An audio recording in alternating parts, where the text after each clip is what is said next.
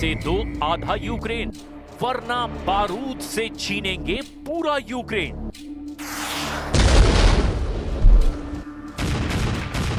एक 1375 दिन से ज्यादा की जंग में भी पुतिन ने कभी भी मीडिया के सामने खुलकर नहीं बोला था कि वो हर हाल में यूक्रेन की वो सारी जमीन चाहते हैं जिसकी लिस्ट उन्होंने अमेरिकी राष्ट्रपति ट्रंप को 15 अगस्त 2025 को अलास्का में दी थी। पुतिन ने लगभग 18 घंटे पहले अपने सख्त तेवरों के साथ यूक्रेन, यूरोप, नेटो और जेलेंस्की को सीधे धमकी दी है कि अगर बिना शर्त रूस को यूक्रेन ने अपनी जमीन नहीं सौंपी तो रूस यूक्रेन पर और ज्यादा हमले करके यूक्रेन की जमीन अपनी ताकत के दम पर छीन लेगा।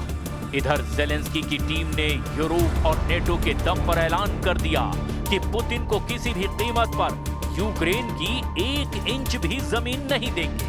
यूक्रेन रूस से कयामत तक जंग करने को तैयार है।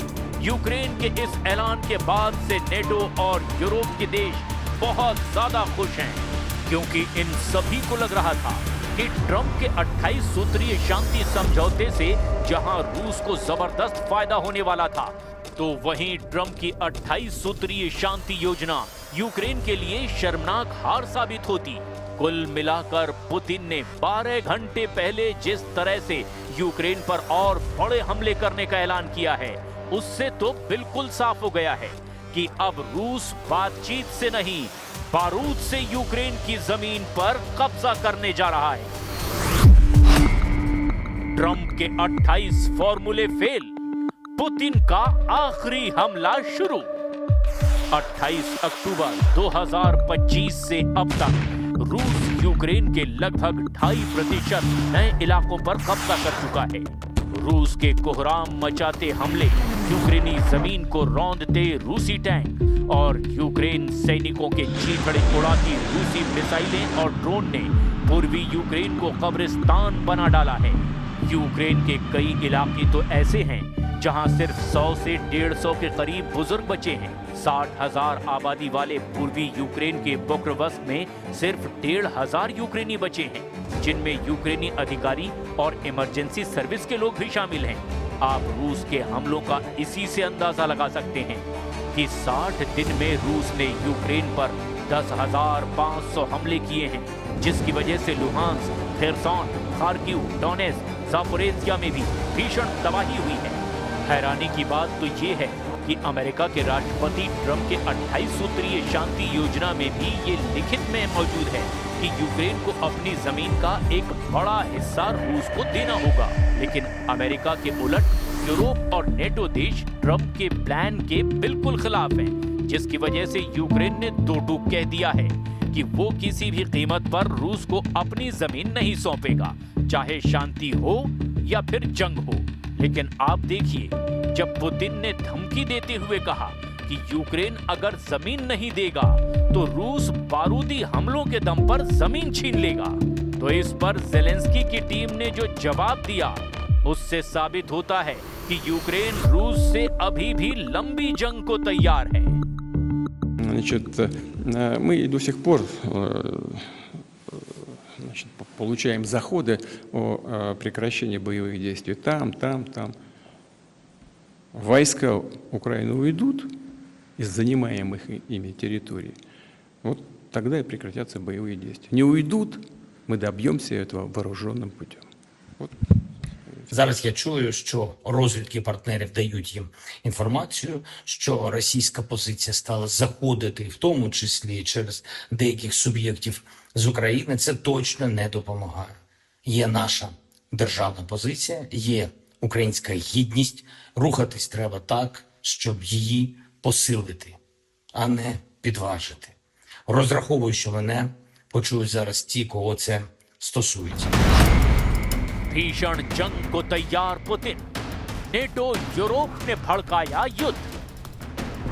लगभग 4 साल से चल रही रूस यूक्रेन जंग में Germany, Britain, France, Poland, Lithuania, Finland जैसे देश पूरा जोर लगा रहे हैं कि अमेरिका रूस के खिलाफ नेटो और यूरोप की तरफ से भी जंगी मोर्चा खोल दे। और यही वजह है कि अभी तक राष्ट्रपति ट्रंप की कई कोशिशों के बावजूद रूस यूक्रेन जंग नहीं रुक पाई है।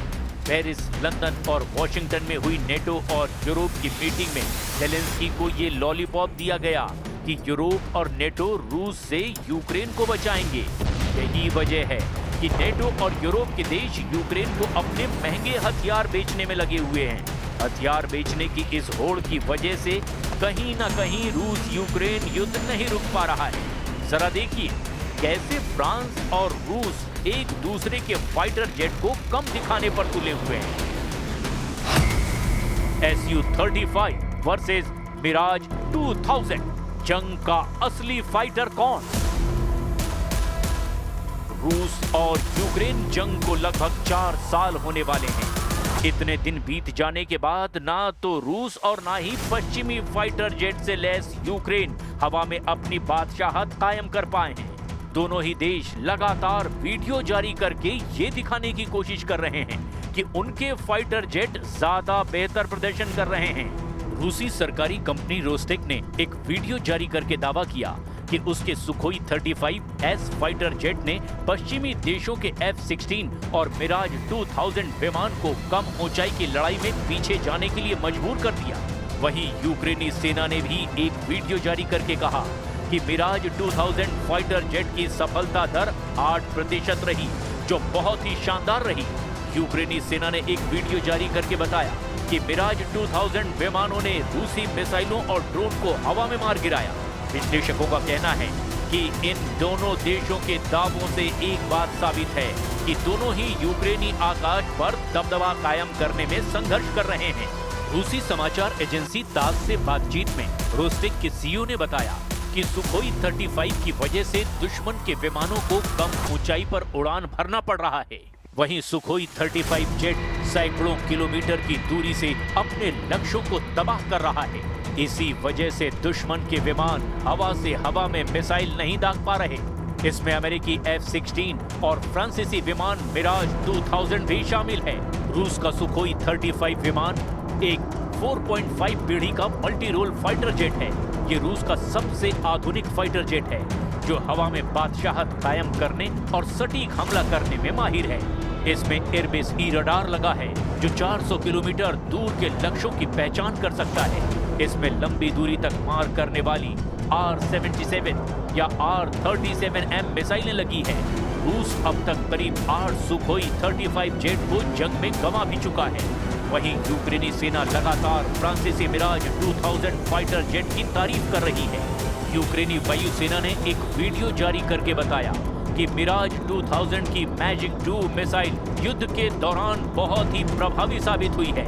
यूक्रेनी पायलट्स के दावों के मुताबिक मिराज 2000 फाइटर जेट की मिसाइलों और ड्रोन को मार गिराने में सफलता दर 98% है। ज़ेलेंस्की की नेपच्यून का हमला, रूस में कोहराम। रूस जिस तरह से यूक्रेन पर हमला कर रहा है, ठीक उसी तरह से यूक्रेन भी रूस पर जबरदस्त हवाई हमले करने में जुटा है। अब तक यूक्रेन की सेना रूस के 38 में से 16 तेल रिफाइनरियों पर हमला कर चुकी है, जिसकी वजह से रूस की 40% तेल क्षमता पर असर पड़ा है। इधर ज़ेलेंस्की ने रूस के खिलाफ 1000 किलोमीटर तक मार करने वाली नेपच्यून क्रूज मिसाइल को हमले के लिए उतार दिया है। खुद ज़ेलेंस्की इसका वीडियो जारी कर चुके हैं। ज़ेलेंस्की का दावा है कि फ्लेमिंगो मिसाइल की तरह अब यूक्रेन की नेपच्यून मिसाइल भी रूस पर हमला करने लगी हैं।